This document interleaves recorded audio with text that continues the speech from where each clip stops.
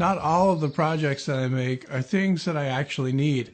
I make some because I just enjoy building things and I think it'll be interesting. Take this one for example. I really don't think I'll get a lot of use out of it since I don't do a lot of the type of work that a draw knife is used for. But who knows, maybe that'll change at some point, especially now that I have one. It's hard to do something with something if you don't have it. I'm just marking the shape out more or less from memory, from looking at pictures on the internet mostly, trying to fit it into the blade as best I can. I wound up with a cutting edge that's 5 inches long, and that's pretty much standard for a small draw knife.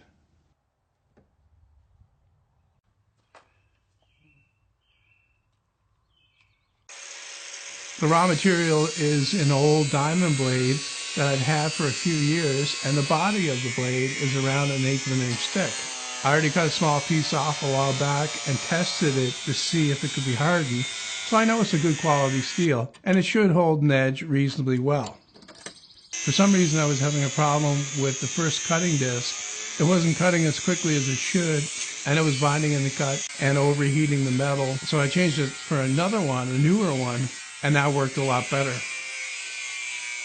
I occasionally get asked if this can be done with like a regular hacksaw or a jigsaw with a metal cutting blade, but the steel in most of these blades is already hardened and tempered, so it would be very difficult, if not impossible, to cut with those tools.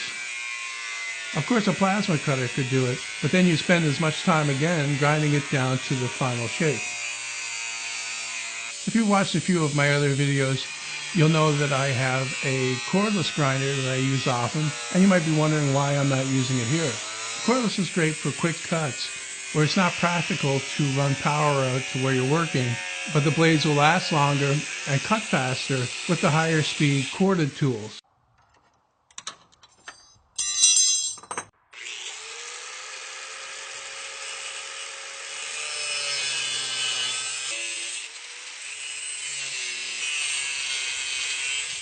When you're doing something like this, it's always nice to have a second grinder with a regular grinding disc on there to quickly switch back and forth between cutting and smoothing.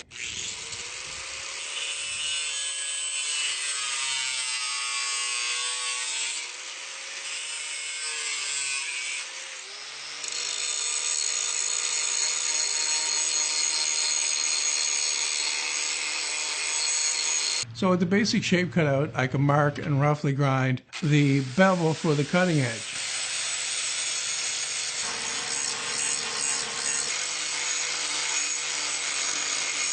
Here I'm trimming off the ends of the arm square, and then I'm going to cut part of the way in for something I want to do later in the build.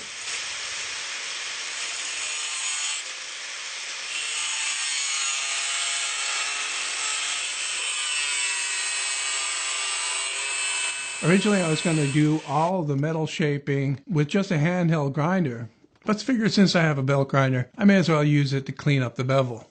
This is my homemade 2x72 grinder, and there are plans available for this on my website. The link is in the description. To guide the blade at the right angle, I just clamped a block of wood onto the tool rest.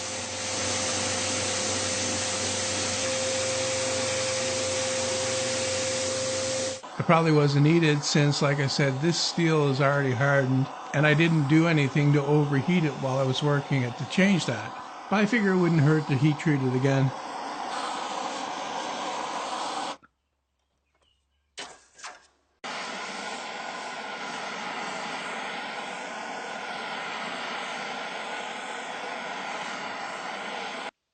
I didn't go overboard with the cleaning, just getting rid of the surface rust and scale from heating the blade was enough for me. But of course you could bring this right up to a high shine if that's your thing.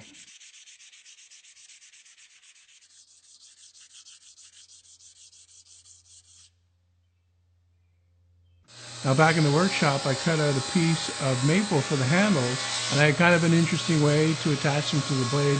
I cut a slot just thick enough for the tang to fit in, rather than trying to drill a slot through. And that's quite a bit faster and easier, and I'll just fill the open side of the slot later.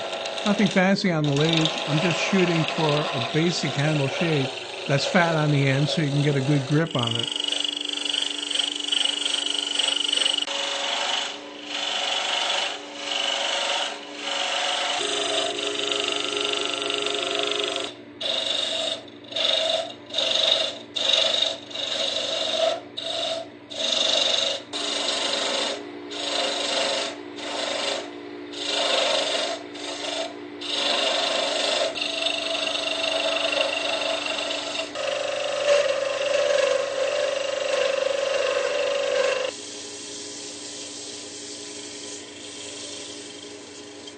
And now for the reason why I cut those slots into the ends of the tangs. Well, the last thing you want is for one of the handles to slip off the tang while you're using the tool. So you need a way to stop that from happening, and I figured bending over the ends like this was the quickest and easiest way to do that.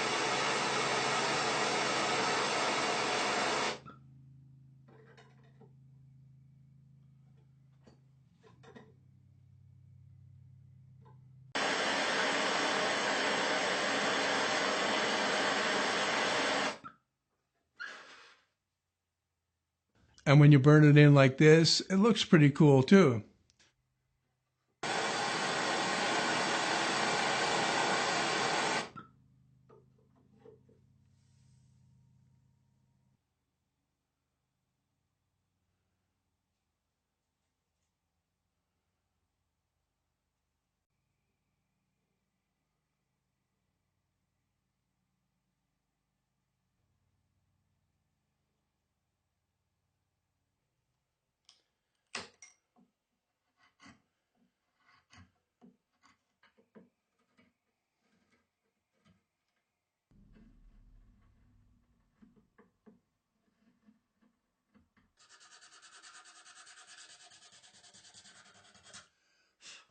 I was going to use copper pipe for the ferrule in the beginning, but I remembered that I wanted to try wrapping copper wire around something like this at some point, but I figured I'd try it out here just to see how it looks. This is just 14 gauge house wire that I stripped the insulation off of, and it's tricky to get it on there evenly. I really should have done the wrapping part before I put the handle on, just to get the shape perfect, then I could slip it on after the handle was glued in place. Anyway, I got it done and then gave it a good coat of epoxy to fix it in place.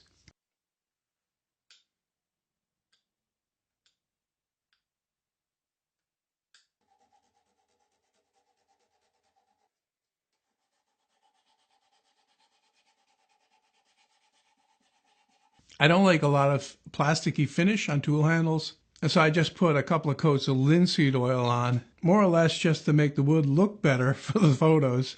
And of course, the oil does give a little bit of protection to the wood as well.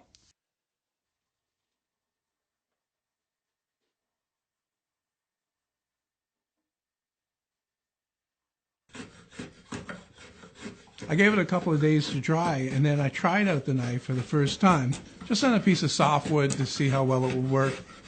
Anyway, it seems to work pretty good, and it's comfortable to use. And who knows, you might be seeing it in other upcoming projects. Anyway, I hope you enjoyed that and found it informative and entertaining. And as always, thanks for watching, and we'll see you next time.